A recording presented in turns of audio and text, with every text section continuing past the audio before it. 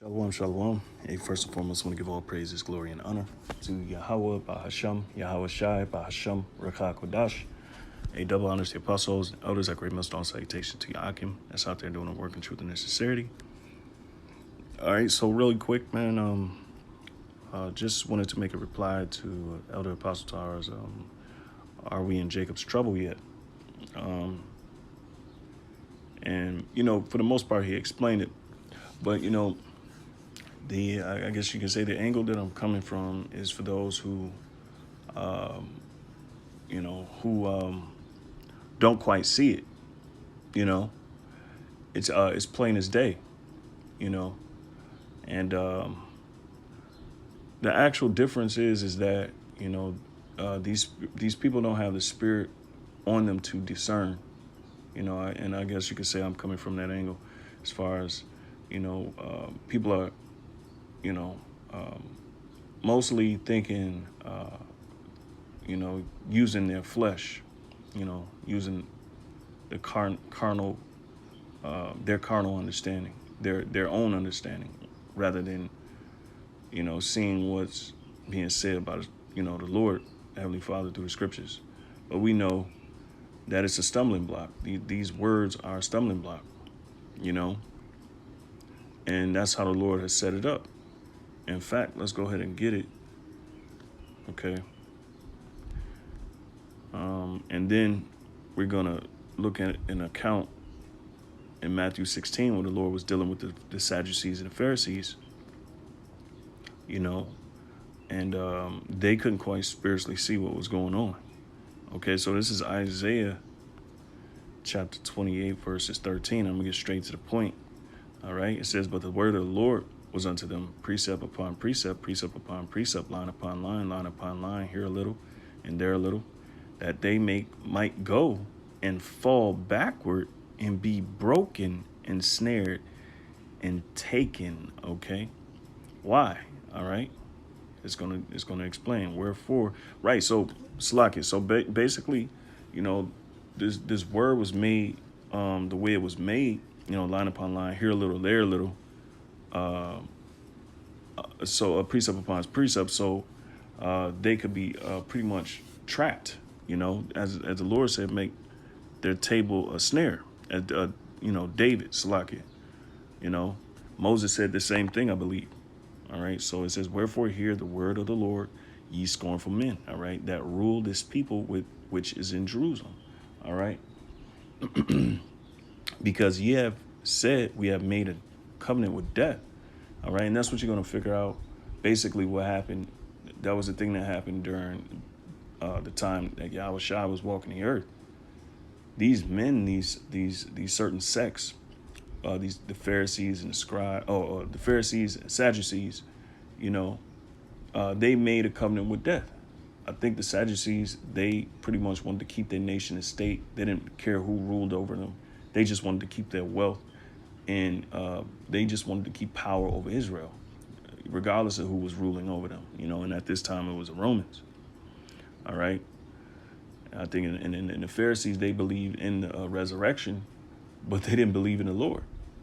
So Salaki, it says, "Ye scornful men that rule his people, which is in Jerusalem, because ye have said, we have made a covenant with death, and with hell are we at agreement." All right, and that's what our people, starting even from those times in the ancient world, because everything correlates. So as we read in these scriptures, the scriptures is what written for our learning.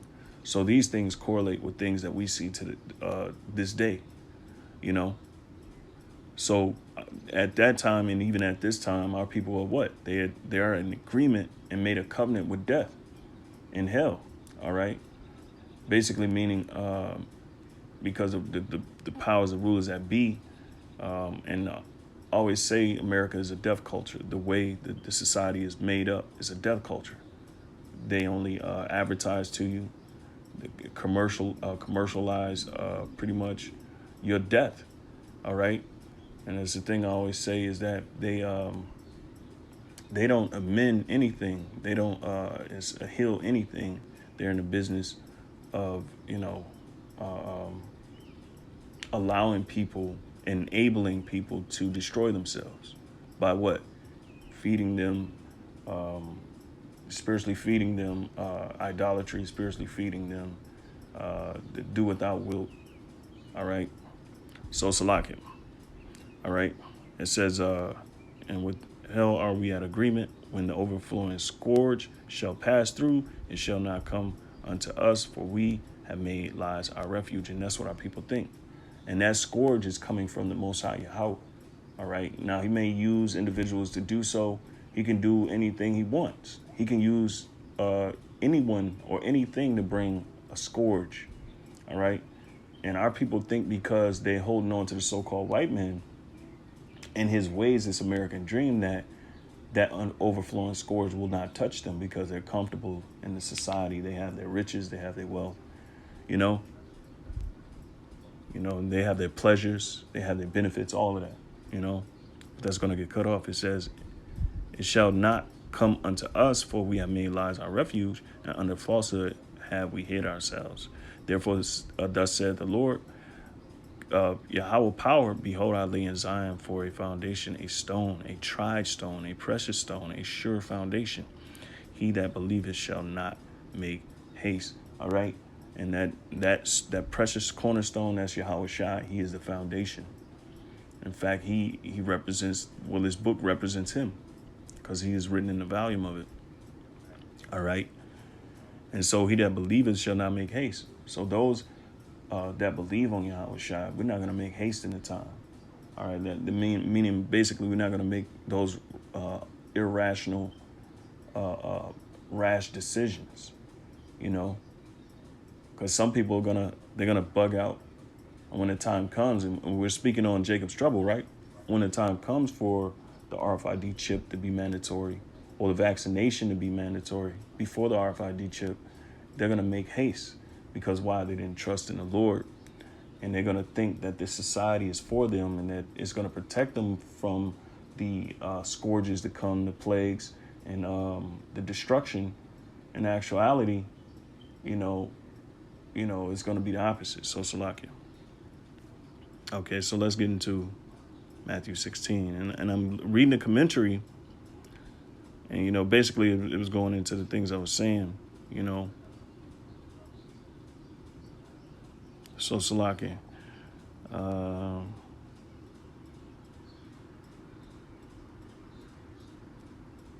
So they're going into Jonah, the sign of Jonah, because it's Matthew. Well, I'll read it, Salakia. Matthew 16 and 1. All right. And like I said, we know these things correlate to our times. Nothing, as the scriptures say, nothing is new under the sun.